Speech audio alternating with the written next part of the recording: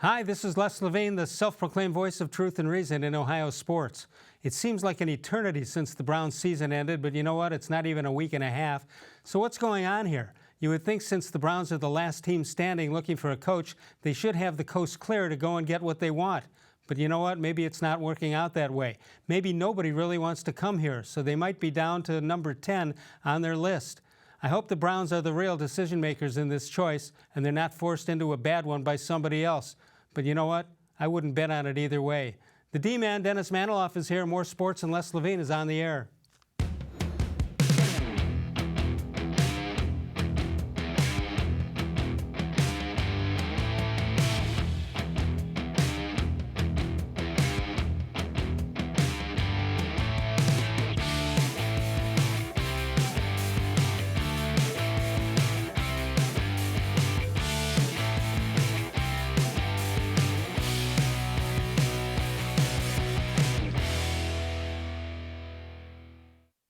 From the worldwide headquarters of More Sports and Les-Levine, it's a Wednesday night. Good evening, everyone.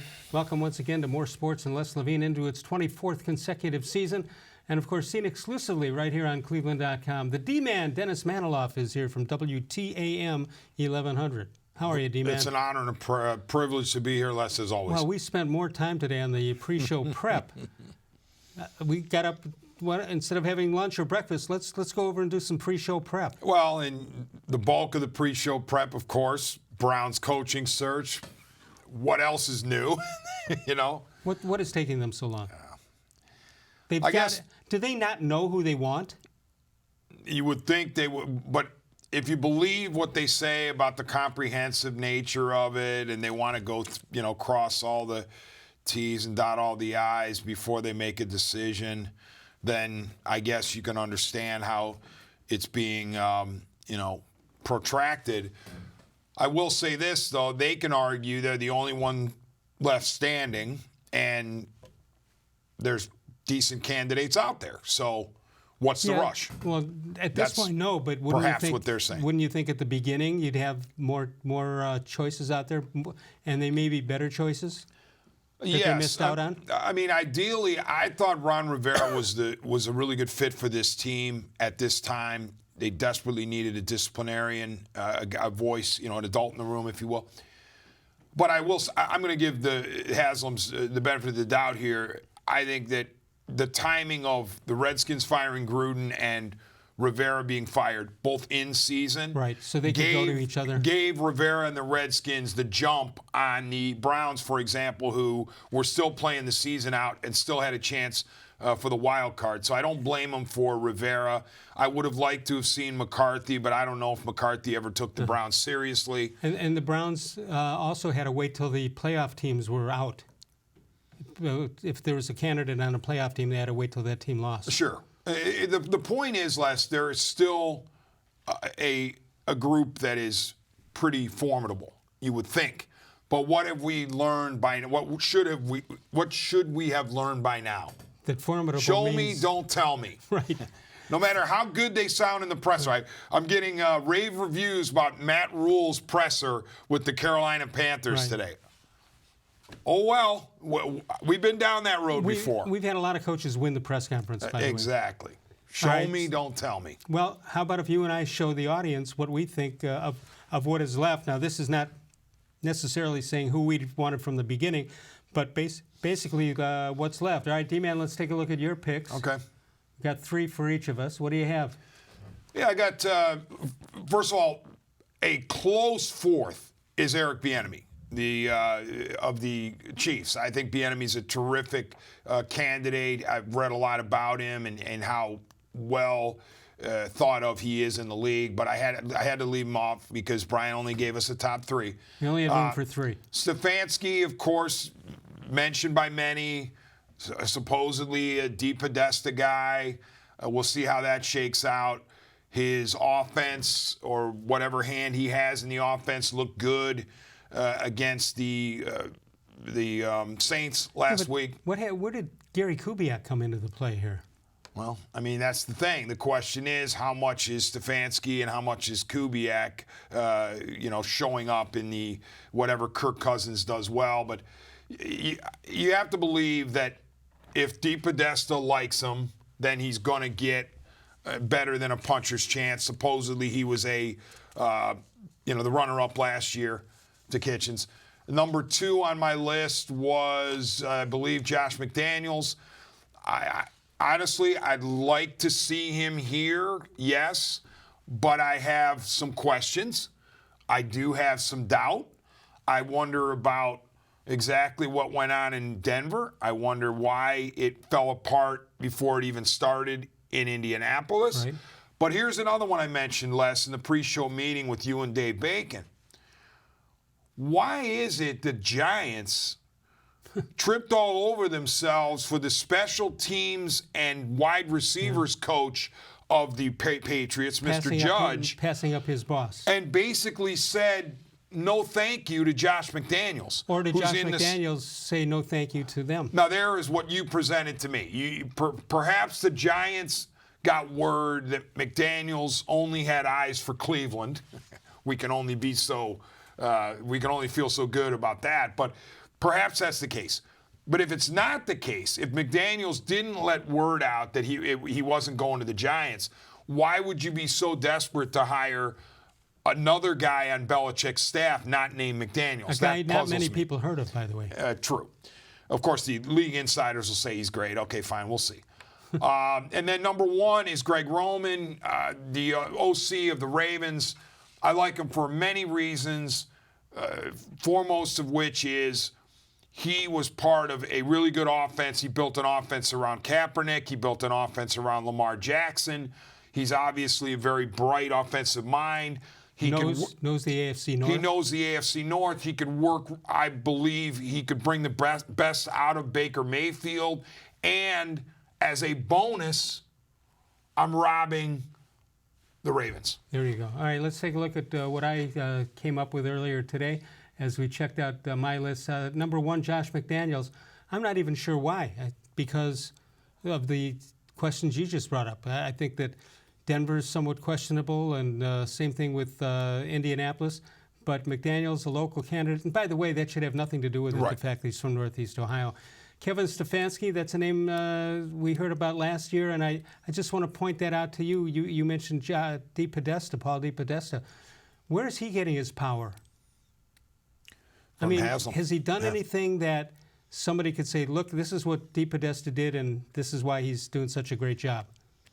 Can't do that. Yeah, and Mary Kay's written a story about how that paradigm can maybe finally gets in place with DePodesta, Stefanski, and Andrew Berry that has been so desperately sought in Berea, where there's actually a chain of command. You had Eric-bieniemy as number 4. I got him for number 3. I think this is an up-and-coming guy, and before he gets till it passes him by, I'd like to see him get a shot.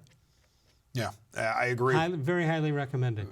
Andy Reid loves him, and he's definitely been a huge part of the Chiefs' success. And he deserves to be a head coach. Okay, so you gave your top 3 of what's remaining. I gave my top 3. What do you think it'll be? What do you think Jimmy Haslam's top 3 will be, or top 1 will be, when it's all said and done? I do believe that it depends on McDaniels' mood, shall we say? Mood of the day. Mood du jour. 1 hour he might feel like being the Browns coach. The next one, the cynic in me is saying that McDaniels is going to have cold feet with Cleveland, and he's going to crawl back to his safe zone, which is Belichick. Well, that's almost similar to what Belichick did with the New York Jets after he left Cleveland. Yeah, it's not. And McDaniels may say, well, if Bill did it and certainly got away with it, maybe I can do the same here. And my sense is, though, McDaniels, if he is going to have second thoughts, is going to have them before he commits as far down the road as he did with Indy. Right. Because then, if you do that to Cleveland too, you're done. Then you're done as a head coaching candidate in the NFL, you would think. There's no way a team's going to want to do that if you've pulled the rug out from under 2 franchises. 216-575-0403 is the number to call. You can email us during the show at real-leslevine@gmail.com. Dennis-Manoloff is here tomorrow night. Hoynesy returns. Paul Hoynes has been on a cruise working on some of his rants, so we'll be the beneficiaries of one of those tomorrow. If you'd like to chime in, you can do that at 216-575-0403. Just as important, D-Man, as the coach, obviously, is the general manager. Jimmy Haslam already on record as saying he wants the coach to be in on the pick. Right, and this is where I wonder if Haslam didn't send out a message via the public airwaves to McDaniels saying, hey, you know, I just want you to know that if you come on board, you can bring your GM with you. And by the way, and we'll check in the next segment, he's got some ties with at least 3 of the potential candidates.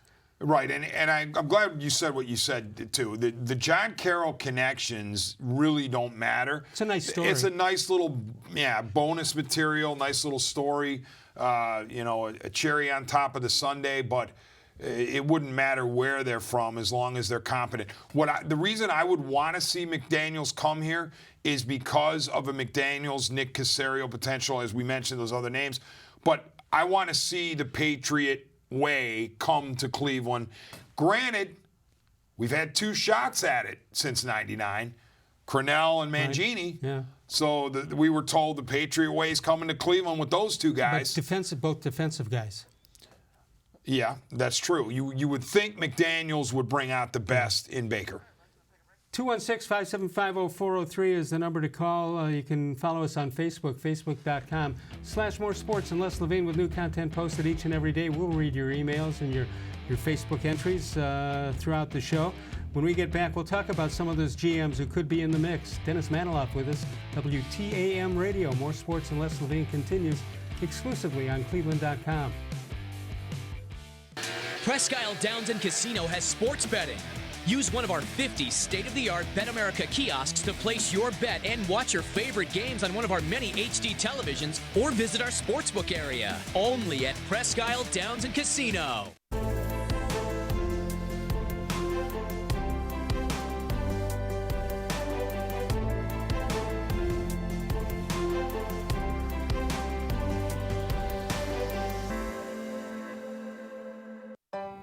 As a kid growing up, my dream was to go to college, play baseball, and get a degree.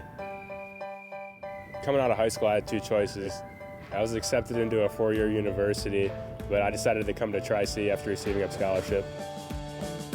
I got my associate's degree at Tri-C. They transferred all my credits straight into Baldwin-Wallace, so I started at Baldwin-Wallace University as a junior. My name is Tyler Leonard, and I earned my first degree at Tri-C. The Ohio Lottery Partners in Education program recognizes role model students and teachers from across Ohio. Nominations can now be done completely online. To nominate a deserving teacher or student, go to ohiolottery.com. In the About section, find Partners in Education. There you will find links to the nomination forms. Students, kindergarten through 12th grade, can be academic all-stars. Teachers can be honored as a Teacher of the Month. The Ohio Lottery Partners in Education, where stars shine.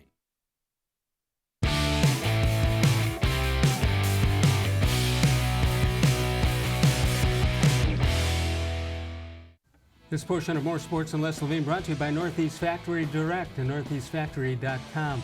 Let's take a look at the birthdays for the day. January 8th, 2020. Will Do, 1947. Bruce Sutter. Dwight Clark, the late Dwight Clark, who was the first GM of the newborn Cleveland Browns. Jason Giambi. This is a heavily laden Cleveland birthday. Jason Giambi hit one of the most exciting home runs in the history of the Indians, right? Did that off the White Sox. Walk-off against the White Sox. Matt Laporta and Isaiah Crowell, the Crow, who was injured most of the year this year. 216-575-0403 is the number to call. I was in the booth, the TV booth, when Giambi hit that home run. It was in the White Sox booth. Hawk Harrelson, Steve Stone were doing the play-by-play. Hawk Harrelson, famous for put it on the board, yes. He was speechless. He was stunned when Giambi hit the home run. Stone had to grab the microphone and just start talking, which is not the way it's supposed to be. The play-by-play guy is supposed to do that. But Hawk Harrelson, who, by the way, was just selected for the Ford Frick Award at Cooperstown, couldn't say a word. So distraught that Giambi did what he did. Rare times when Hawk we was couldn't come up with something. All right, let's examine the potential general managers who apparently will come hip to hip with whoever the coach will be. We'll start with Cleveland's own, well, you're going to see tie-ins to John Carroll. Nick-Caserio is here, currently serves as the assistant Patriots director of player personnel. And somebody told me, I interviewed somebody on radio last week, and they said that he's the director of player personnel, but he gets out there and coaches during the off-season and during the training camp. Puts on the shorts and helps coach. He's been with the Patriots since 2001, played quarterback at John Carroll, and you see that, you see that 1995 to 98, where he was a teammate of Josh-McDaniels. Then you have Dave-Ziegler. Oh my goodness, another John Carroll connection. What do we know about him, B-Man? I know what I'm told and what's on that graphic. Yeah, broke into the NFL with Denver under McDaniels in 2010. McDaniels, of course, was the 2-year coach at Denver, not very successful, but did get experience. Scott-Pioli is a name we've heard for a lot of years, back in the Belichick days here in Cleveland. He was a pro personnel assistant that's 92 to 95 under Bill Belichick. Served as the GM of the Kansas City Chiefs from 2009 to 2012, and has been in the front office with the Patriots since 2008. Always had a good reputation. Agreed. I like the guy. Andrew Berry, well, we heard about him, saw some action with the Cleveland Browns. He's linked to Kevin-Stefanski, hired as the Eagles VP of Football Operations in 2019, so just 1 year there. Served as the Browns VP of Player Personnel from 16 until 18, and Berry and Stefanski got to know each other during the coaching search 2 years ago. What do you think? Any name jump out at you? Well, to me, the all-star here is Caserio. Yeah, and I think that if McDaniels blows the Browns away, and if McDaniels sells them on the fact that he really wants to coach the Browns, I think Haslam will say, okay, who do you want to be the general manager? It's your choice. Whereas if they have a weird feeling about McDaniels, or he has a weird feeling about Cleveland, then you go to that Stefanski, Berry, DePodesta paradigm. I would think that DePodesta rides high with the Vikings setup or with the Stefanski setup, but I'm not so sure he's an integral part if McDaniels brings his crew in. Here's something that I was told about McDaniels personally, that he may have a favorite. There's 3 John Carroll connections here. He may have a favorite 1, 2, or 3, or 3, 2, and 1, or whatever, but his personality won't, according to this person, will not allow him to go into Jimmy-Haslam and say it's got to be this way or the highway. He will be acceptable to whatever the decision is, and he won't fight. He'll make suggestions, but he won't put it on the table and say I got to have it one way and not the other. I've heard that type of stuff too. I mean, he seems to be a fascinating character because, you know, there are a lot of people that swear by him, and there's other people that say, you know, watch out. Yeah. I mean, who knows? And is he inextricably linked to Belichick and Brady? As in, if he goes out on his own, is he going to have success? Well, he clearly didn't in Denver, but it wasn't that big of a sample size. I don't know. But I wouldn't, let's put it this way. I wouldn't have a problem if the Browns hired McDaniels and the Patriots crew came with him. Yesterday we talked about Las Vegas, who said it's other than the New England Patriots, it's a 5-1 shot that the team that Brady winds up with to start next season would be Cleveland Browns at 5-1. I mean, you see anything in that? Well, you'd have to give up on Baker Mayfield, and I can't believe they would be ready to do that. I don't know that you'd be giving up on him as much as you'd say to him, take a seat for a year while Brady shows you the ropes. Of course, that's not going to be something that Mayfield's going to want to sign up for. I would say the odds are against it. I would say they're longer than 5-1, but it's not out of the realm of possibility. Unfortunately, a better suitor, I believe, is the Pittsburgh Steelers. Why is if that? Roethlisberger can't go, and the Steelers are not going to get, I don't think, a high enough draft pick. They don't even have their first-round pick because of Fitzpatrick. There's no quarterback ready to go. So they're going to have trouble finding a quarterback who's going to be able to lead them to victories. And you know that Tomlin had to, you know, drive himself crazy watching Rudolph and Duck Hodges. But here's a guy, Brady, could drop into the Steelers with a championship caliber defense, or a top 10 defense at the very least. You would think you'd have Juju Smith-Schuster back healthy and James Conner back healthy. The tight ends are always good. The line is good. That's a better fit, I think, for Brady if he wants to leave New England than the Browns. The Browns would have the best, maybe the best running game in the game, right? Yeah, I mean, it's not like if Brady were to look at the Browns situation, he's going to go, ooh. No, I mean, you would think he'd want to sign up for that type of talent, but I think it might not be as good of a fit as we might think, because perhaps McDaniels says, hey, I don't need Brady. I'm going to fix Mayfield. I'm just surprised that Belichick has signed off on some of these guys to let them go and look, because he's basically tearing apart. If he's going to continue, he's basically tearing apart what he has there himself. Yeah, but he can only, stop somebody for so long. He's still functioned without a lot of these assistants who have gone elsewhere, and he still wins Super Bowls. This year was and they haven't. The other guys haven't. True. I mean, the Belichick tree has not been fruitful, shall we say? But that's not. I think this is important to say. Just because predecessors from the Belichick tree have not been successful doesn't mean that Josh McDaniels is going to flop. Even though McDaniels is one of those guys because he flopped in Denver. Here's one of those guys also that we haven't mentioned, Jim Schwartz, who's meeting with them tomorrow. What do you got a thought on him? I mean, there's a groundswell for Jim Schwartz. A lot of people like him. He's no nonsense. Yes, it didn't work out for him in, Detroit? Detroit. He did get to the playoffs one time. Yeah, Schwartz is a possibility. He would command respect.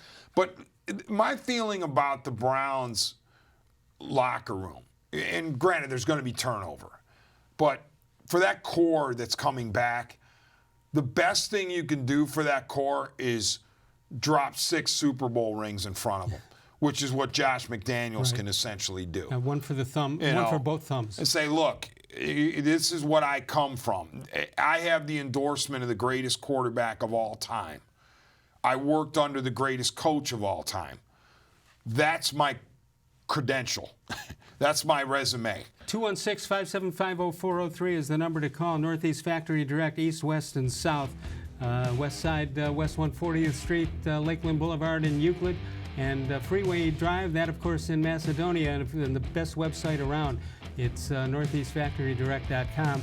If you're looking for cabinets or hot tubs, you name it, the mattresses, they've got them at northeastfactorydirect.com. Alex has been in the business 20 years, started with one single piece of furniture in a garage in Lakewood, and look what he's turned it into, one of the best businesses in all of northeastern Ohio. We'll come back in a moment, and when we do, D-Man and I will take an early look at free agency.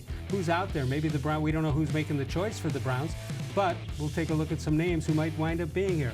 More Sports and Les-Levine continues exclusively on cleveland.com. Celebrate Naturestone's 30-year anniversary with a free Naturestone floor.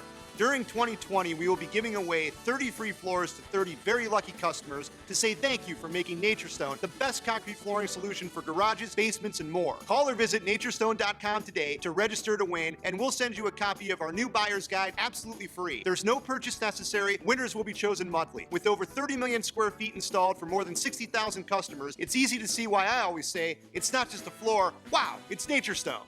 There are tastes we remember. Every smell brings the happiness of times gone by. Experience this every time you walk into Gallucci's Italian Foods. Whether you need lunch on the go, a catered party, or that perfect blend of wine, meats, and cheeses, Gallucci's has exactly what you're looking for. Straight from Mama's Kitchen for old world traditions or original experiences. From the tastes you remember to new flavors you'll never forget. Gallucci's is a tasty branch of your family tree. When it comes to selling you a mattress, most retailers are handing you a long line of extra steps that drive up costs and create confusion. At the Original Mattress Factory, we simplify the mattress shopping experience by building mattresses and box springs in our own local factories and selling them direct to you. It's short, sweet, and simply makes sense. So experience more than just the mattress store. Experience the Original Mattress Factory.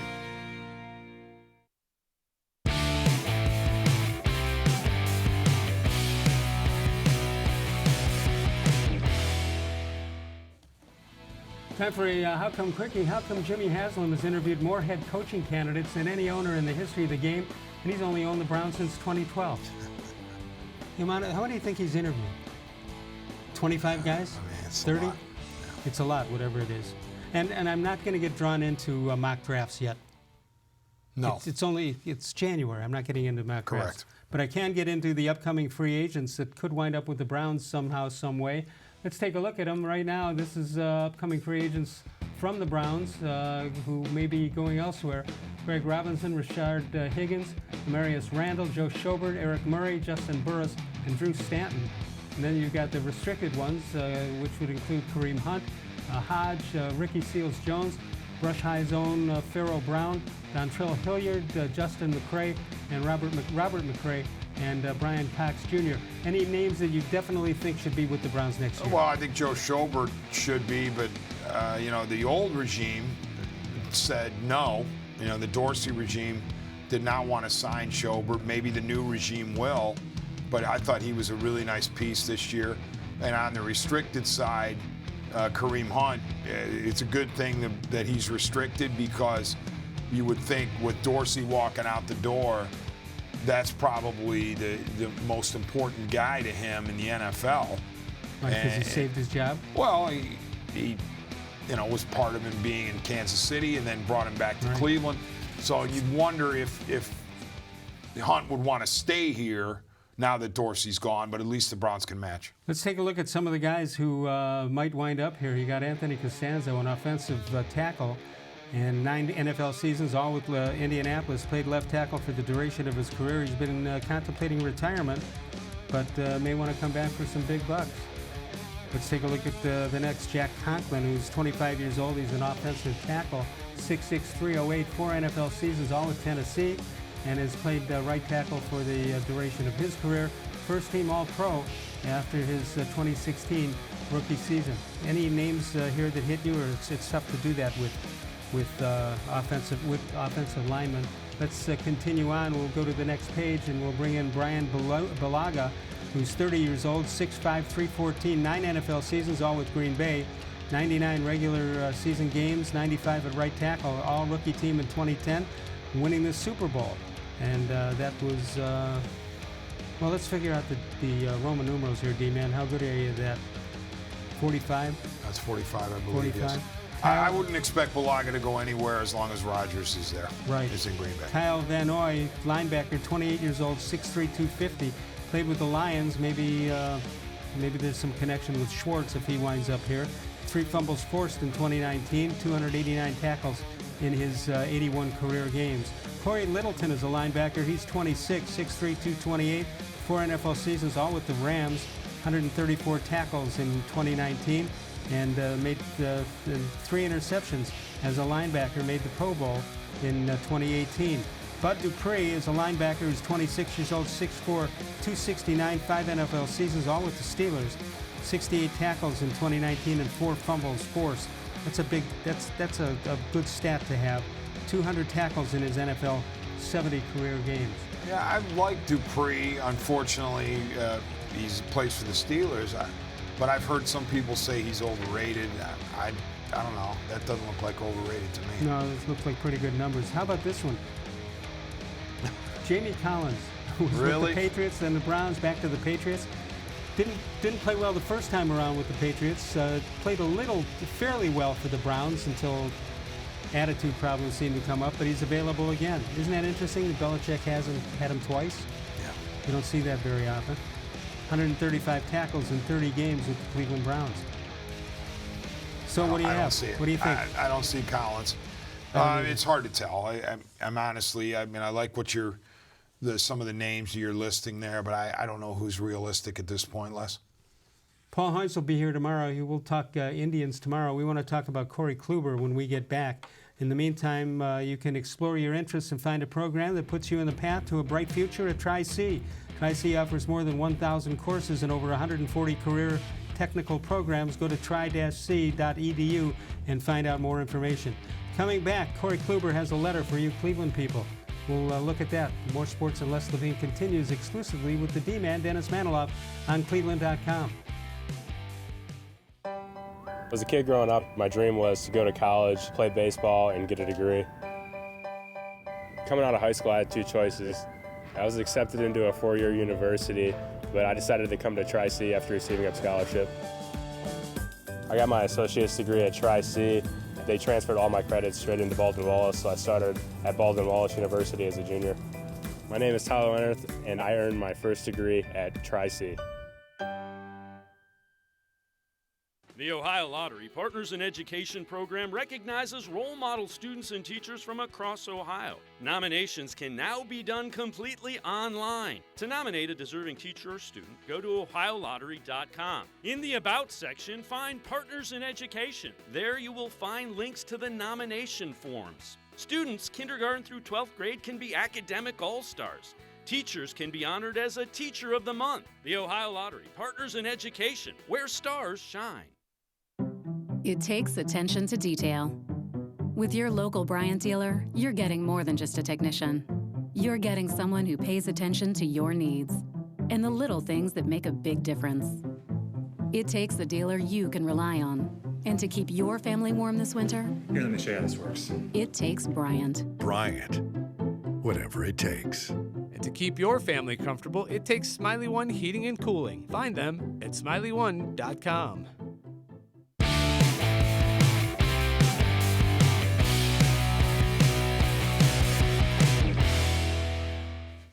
This portion of More Sports and Less Levine brought to you by Northeast Factory Direct, the state in sports history.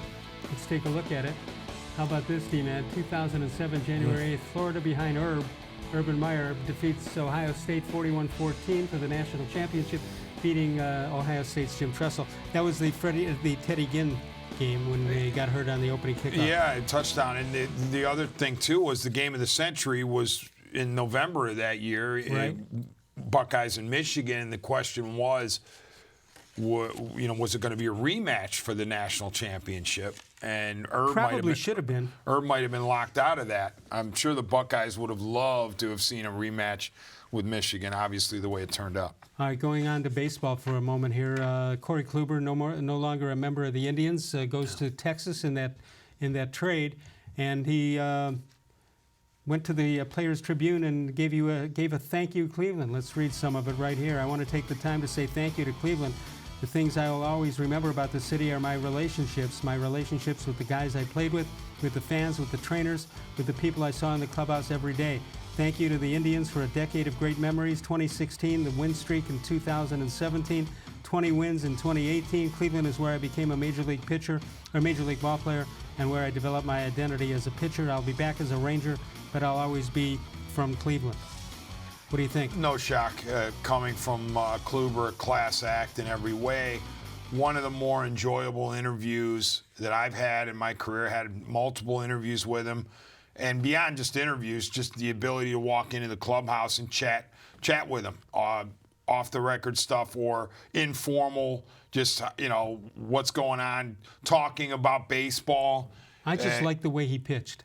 Yeah, always under control. He was Klubotic. He didn't like the nickname Klubot. I razzed him. I teased him about that. But if he doesn't like a nickname, he doesn't like a nickname. I thought it was perfect for him. But incredible preparation, super competitive, did whatever was asked.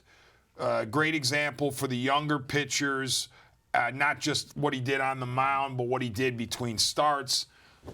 Pro's pro, and he will be missed. All right, before the show, we were talking about the Boston Red Sox and the Houston Astros. You came up with a solution or a punishment for these two teams for allegedly, I'm not going to say allegedly, they cheated. It's nothing allegedly. You came up with an idea, and I said, well, that's not very smart thing to do. And the more I thought about it, the better I thought it was. It's bad, Les. And to me, I think the best way to punish a franchise for this type of cheating is to take away victories from them the following season. Now, you pointed out if it's done with just one team, then you've got to figure out a way, okay, what happens on the other side of that game that's not played or that L. But to me, if you have a tandem here, if you have the Red Sox and the Astros essentially doing the same things, you take for example, the 2020 season, you look at their season series, it's, 6 or 7 games because it's West versus East, so you'll have one home series and one road series, and you give each one of them losses in all those games. So you got to have wins to balance it off, don't you? Well, not necessarily. I don't think if you had 2 teams starting 0-6 or 0-7, I don't know that you'd have to have wins to balance it out, other than the standings would look a little funky. It could be like rainouts at the end of the year that they don't even bother playing. Yeah, but you punish them for wins and losses. You punish them for gates. They would lose, 3 home games or maybe 4. Significant numbers. But you have to send a message here. I don't think that suspending A.J. Hinch for however long they're going to suspend him, or suspending the GM, or fine of $1 million, or taking away a draft pick, I don't think that's nearly enough. If you're Manfred, you have to say that this type of conduct will not stand. You must draw a line somewhere when it comes to cheating. Because sign stealing, I believe within the lines, if the guy at second base is able to steal and relay to the batter, okay, that's fair game.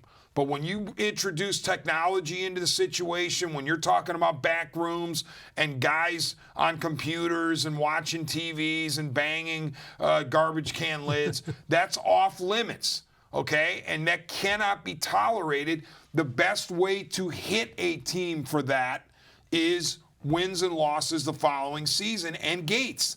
And here's the other thing we were talking about pre-show. How do the LA Dodgers feel right about now? LA Dodgers lost to the Boston-red-sox, or the Houston-Astros in the 2017 World Series, and then lost to the Boston-Red Sox in the 2018 World Series.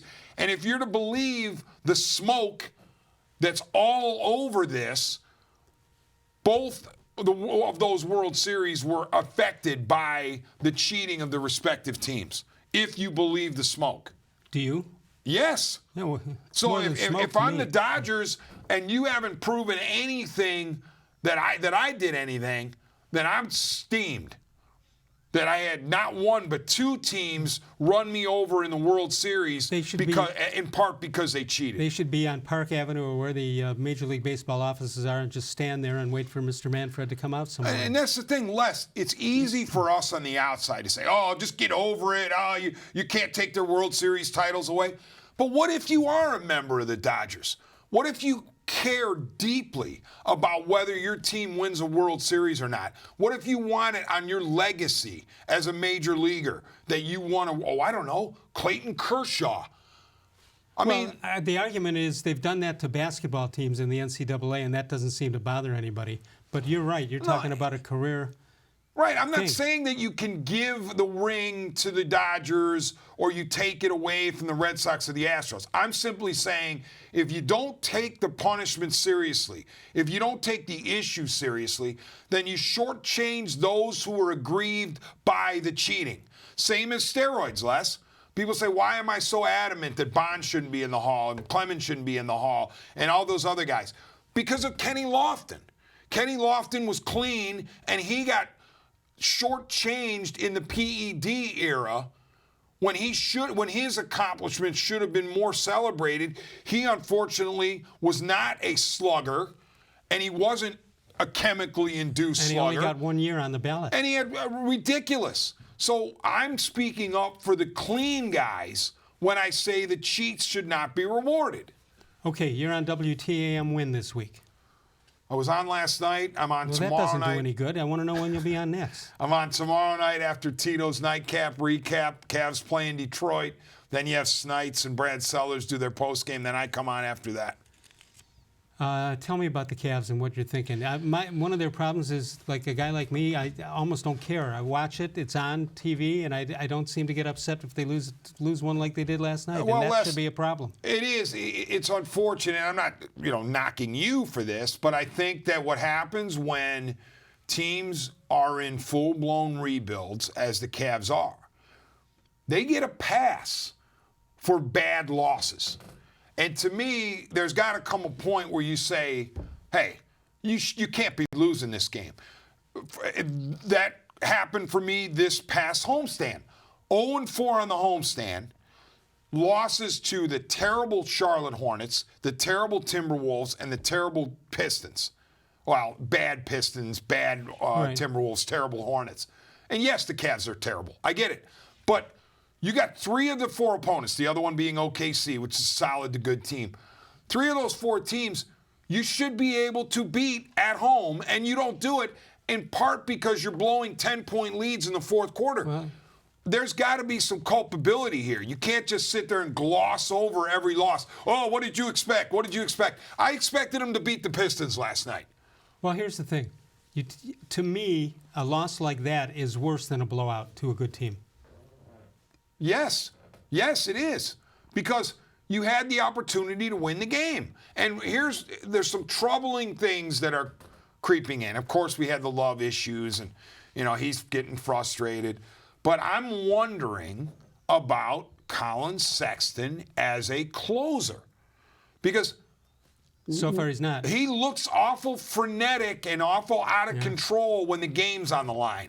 I'm worried about that. I'm worried about Garland and his ability to close, because half of his shots are off-leg, floater, runners. I want to see conventional shots in crunch time that score the ball. And I'm not seeing enough of it from Sexton and Garland, who are supposed to be really good based on their draft status. Wouldn't you think that only one will survive this team?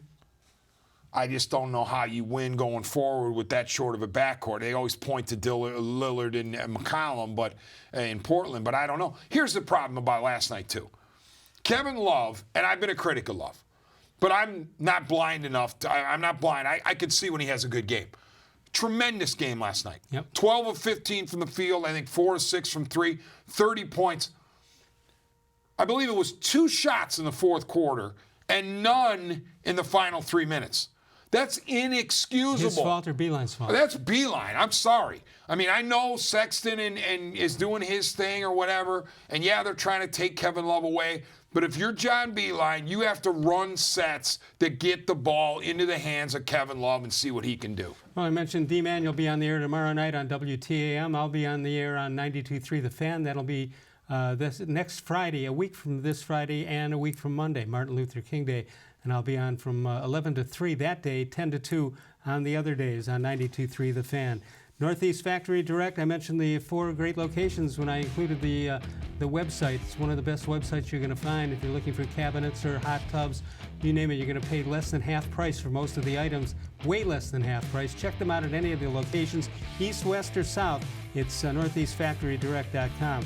Tomorrow is Thursday. That means sometime in the afternoon, the early afternoon. Now, this is where I'm sort of like Joe DiMaggio with this many 25 years of being there on Thursdays. That's a pretty good record to have. Sokolowski's University Inn, the winner of the James Beard Foundation Award a couple of years ago. Only 5 in the country get it each and every year. They are the proud winners of that and just about every other contest or every other prize that there is in the food industry. It's Mike and Bernie Sokolowski's University Inn. When we come back, we'll take a look at the Facebook question of the day. We'll get some How Come Quickies in a little bit later. The D-Man, Dennis-Manoloff, how'd you do in your picks on the first round of the playoffs? 1-2-1. 1-2-1. My 2 losses, though, Patriots and Saints. So, I mean, those were significant teams. Upsets. I went chalk, yeah. Let's take a break. We'll come on back in a moment. More Sports and Les-Levine continues exclusively on cleveland.com. Get Nature's Stone and never replace your basement flooring again. Your concrete is uneven, damp, and not healthy. Carpet and tile don't last, breed mold and mildew, and give worthless warranties. Nature's Stone permanently corrects uneven concrete and is not affected by dampness or moisture. And with Russell's Promise, our true unconditional warranty, there are no hidden maintenance costs. Act now and save up to 50% with our volume discount pricing. Must be installed by the end of January. Schedule your free cost estimate easily online today at naturestone.com. It's not just a floor. Wow, it's Nature's Stone. When it comes to selling you a mattress, most retailers are handing you a line. A long line of extra steps that drive up costs and create confusion. At the Original Mattress Factory, we simplify the mattress shopping experience by building mattresses and box springs in our own local factories and selling them direct to you. It's short, sweet, and simply makes sense. So experience more than just the mattress store. Experience an original, the Original Mattress Factory.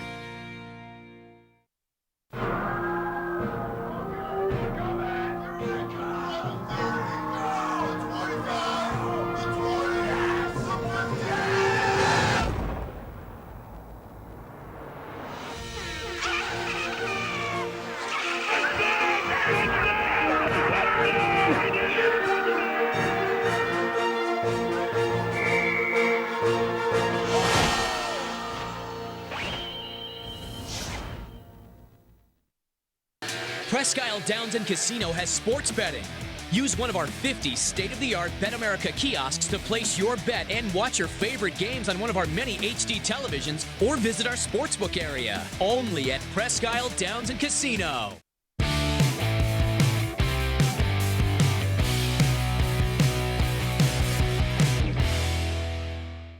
Let's take a look at this date in Les-Levine's history. That's back. Actually, this is today. Les turns on the opportunity to be a head coach of the Cleveland Browns before there are any legitimate candidates remaining. I just told Jimmy-Haslam, I don't care what you say, I will not be talked into having this job. You took yourself out of the run. I did. I wouldn't want a guy. I wouldn't want to work for a guy who'd have me as an employee. Jimmy's like, are you sure, Les? Come on. Another mill? Would that throw a mill into the pot? All right, Facebook question of the day. D-Man, this is right up. Did you see this stuff before? This is right up your alley. Oh, dear. Who's the worst owner in Cleveland sports history? History? Yeah. I mean, it's either Stepien or Haslam, as far as I know. Yeah. Well, Glenn Berger, without a shadow of a doubt, Haslam. The guy just doesn't get it. It's always something with this team, mostly losses, no matter who is the opponent. Rick May says, presently Haslam. Historically, I'd go with Modell. Jay Slagle says, Ted Stepien, number 1, Art Modell, number 2. Chris Art, tie between Randy Lerner and Jimmy-Haslam.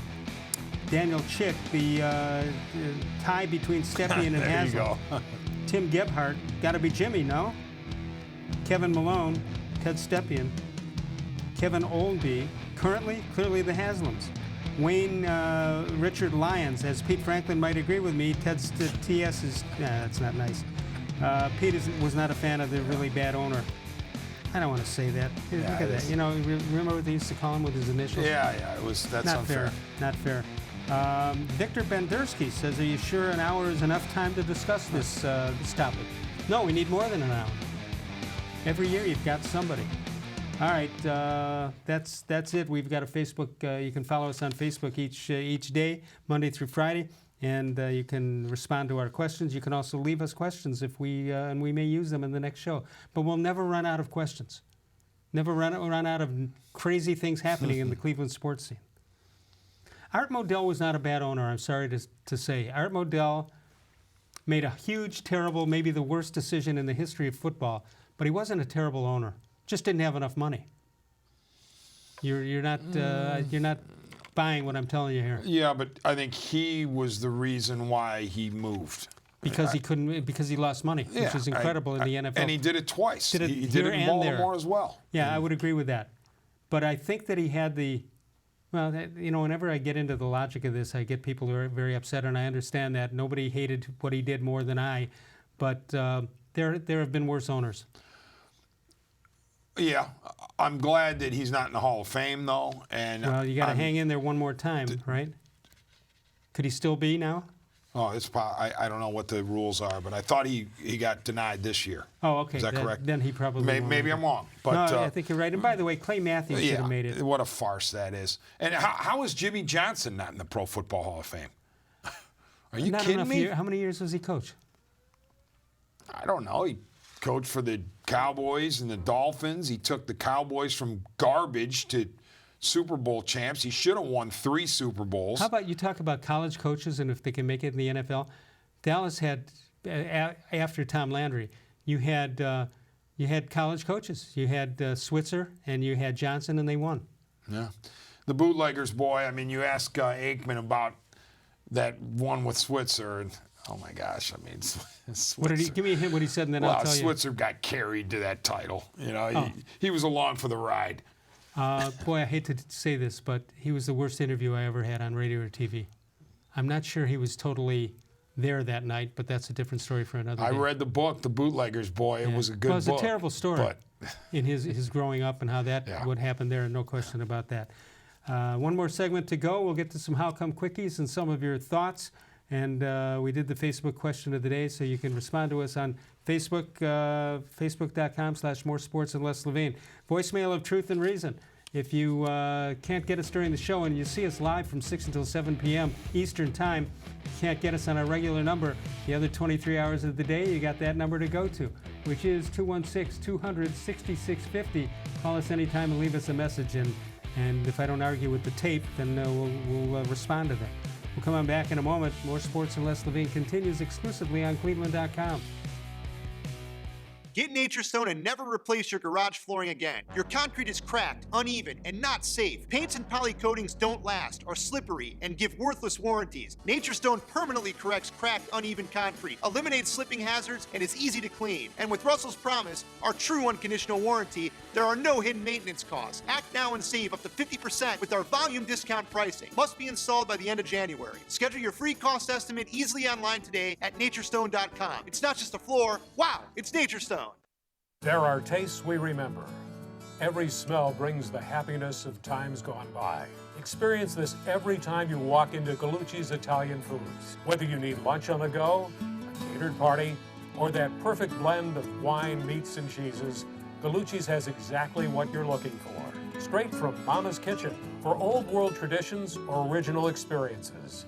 From the tastes you remember to new flavors you'll never forget. Gallucci's is a tasty branch of your family tree. The Ohio Lottery Partners in Education program recognizes role model students and teachers from across Ohio. Nominations can now be done completely online. To nominate a deserving teacher or student, go to ohiolottery.com. In the About section, find Partners in Education. There you will find links to the nomination forms. Students kindergarten through 12th grade can be academic all-stars. Teachers can be honored as a Teacher of the Month. The Ohio Lottery Partners in Education, where stars shine.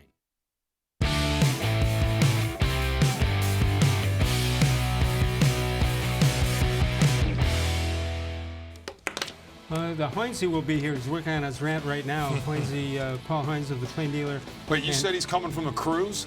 He was on a cruise last Can week. you imagine some of on the a cruise? rants he might have off the cruise? No, listen. You know, When you're in line at the buffet, you gotta get. what's going on? Bud Shaw tells a great story. Albert Bell was a little upset with Bud one night. Are you aware of Oh, this? the famous, I was there. Yeah. the Oh, is that famous right? cards. Yeah, the index cards. Albert Bell had kept index cards before computers and kept them on pitchers and their pickoff moves and whatever else they've got. And Shaw's research was so good that Bell believed he went into his locker to grab went them, through which the is locker not true. and got the of course. information, which it was not true. He was told this by Sandy Alomar. Yeah. And so Albert's threatening Bud, and he's going after him. And Hoinsey's the only one, apparently. I don't know why you didn't help out. You were there. Hoinsey goes to protect Bud from Albert. And when it's all said and done, when they got separated, Bud says, Hoinsey, I know you were a rugby player. What were you going to do? He says, I assumed I was going to take him low and you would take him high. I mean, I loved Bud, but I was ducking for cover, man. I don't blame you. When I saw the look in Albert's eyes, I'm like, I'm out of here. I mean, I'm out of here. I hung out in the corner of the locker room or clubhouse behind a garbage can. I wish there was tape of that. You know what he supposedly did once? Who, Albert? Yeah, more than once. Supposedly. We were, one of the ghost stories. Yep. When he would get upset, he would go in the back and take orange concentrates and fire them against the wall out of the freezer. And they'd explode. Now, that's what I had heard now. Well, we all knew about the heating or the thermostat. Yeah. Well, we know Albert watches the show. I'm not, Albert, you are intense, man. I don't want to ever get on your bad side. He's not watching the show. Of course he is. He watches everything. 2 more years, he'd be a Hall of Famer, right? 2 more years? If he played 2 more years. Oh, if he had played 2 more years. If he kept up those numbers. Again, I just said he's watching, so Albert, you're a Hall of Famer in my eyes. He's not watching. I forgot what I wanted to say, but that's not unusual. Indians, Cavs, Browns, Buckeyes. Doesn't matter for this purpose. Toledo Mike writes in with a How Come Quickie. You ready for it, D-Man? Yes. How come when she tried playing the piano, Steinway himself came down and rubbed his name off? She must not have been very good. Steinway did not want to be associated with that. What is that? 6. 6? I just don't understand it. Mr. Gullible, timing is everything. Because Bud Shaw is an excellent rater, except that a grader, but he doesn't like puns. On a night Bud's not here, I'll take all the puns you can get. Listen to this. How come when I lost my paper towels, I hired a bounty hunter? 7. How come a unicorn is a funny beast and a carrot is a bunny feast? Bud doesn't like that. No, he doesn't like that. 7.5. Let me repeat that for those who want to change their vote. How come a unicorn is a funny beast and a carrot is a bunny feast? John Patrick. Hi, Les and Dennis. It's 10. Oh, look. Did I make that up? That's you, right? Very nice. How come builders are afraid to have a 13th floor, but publishers are afraid to have a Chapter 11? How can you give a look of disdain on that? You like this that is a lot genius. more than These I are did. genius These are genius Really? entries. Let me repeat that other one. How come when I lost my paper towels, I hired a bounty hunter? I mean, that's solid. Les, I don't know. Maybe I wasn't in the right mood. Yeah, maybe. You did a good job tonight on the show, though. We'll hear most of it again on WTAM tomorrow, right? Albert, I love you, man. He was the most intense athlete I have ever covered. And I don't think you get an argument from anybody who crossed paths with him. You know, in Jim Ingram's book, which we were talking about, I have a copy of it right here. He writes, well, there's so many fascinating things about this. Mike Hargrove and the Cleveland Indians, A Baseball Life, Jim Ingram, our friend, and did a terrific job on this. He talked about the signing of Albert Bell and how they had to appease his mother. You know, his mother had twins, right? And Terry, I believe, was the brother's name. And was he his agent at one time, Albert's agent? I want to say yes. Yeah, I think so. But it's fascinating how the Indians front office had to split time with Mrs. Bell, and they wouldn't put 2 or 3 or 4 people in her house to try to get him to sign, but they do one at a time. She's a little too volatile, apparently. I mean, you think about how difficult a job Mike Hargrove had, because we on the outside are always, it's easy for us to say, oh, look at all that talent that of course you can win with talent. You think about Phil Jackson with the Bulls. I mean, on the surface, you're like, oh, it's awesome to have that dream type of team. Can you imagine coaching those guys year in and year out? Coaching Albert Bell and the mix of egos that were in that room. Wouldn't you rather have it that way than have a team that didn't have much talent? I would rather take my chances with the talented team than the choir boys. But I'm not. What I'm saying is, Mike Hargrove had an incredibly difficult job and did a darn good job, with a very, trying circumstance. All right, here's something that doesn't get enough credit for messing up some of the things that happened with those teams. The strike of '94 hurt them terribly. Number one, they were on their move. They were only a game behind Chicago and playing great. Yes. They probably would have run away with the American League pennant at that point. And because of that, the next year when they did win the pennant, they weren't able to take advantage of the home field advantage, which would have come to them the year before. It was supposed to, in those days, it was the even-numbered years were the American League, and then because of the strike, they had to change it, so they rotated it, so Cleveland did not get the home field advantage against Atlanta. And same thing with 2 years later in '97, they also didn't get the home field because the Miami, Florida Marlins got it. So if they could have won, if there's no strike, I contend they would have won at least 2 of the 3 World Series. You never know. No, you don't. What sticks out to me about the '95 series is just the awful strike zone of Brinkman. In the Glavine games. I believe he umped both Glavine games, or one Maddox game and one Glavine game. And you say, well, you got to adjust. You can't adjust to something that was that egregious. The '97 World Series, the stat that will always blow my mind is the Cleveland Indians had a lead in every single game of that series and lost. Ouch. All right, to leave you on a very high note here. This time next week, we should have a coach. We should have a coach, and you'll be here on Thursday night, Let's correct? hope we have a coach. The Browns the have a D-Man coach. did a great job as always. Dennis-Manoloff. You can hear him on WTAM 1100. That'll do it for us. I'll see you tomorrow night with the great Paul Hoynes. Of all the shows I've ever done, this was the most recent.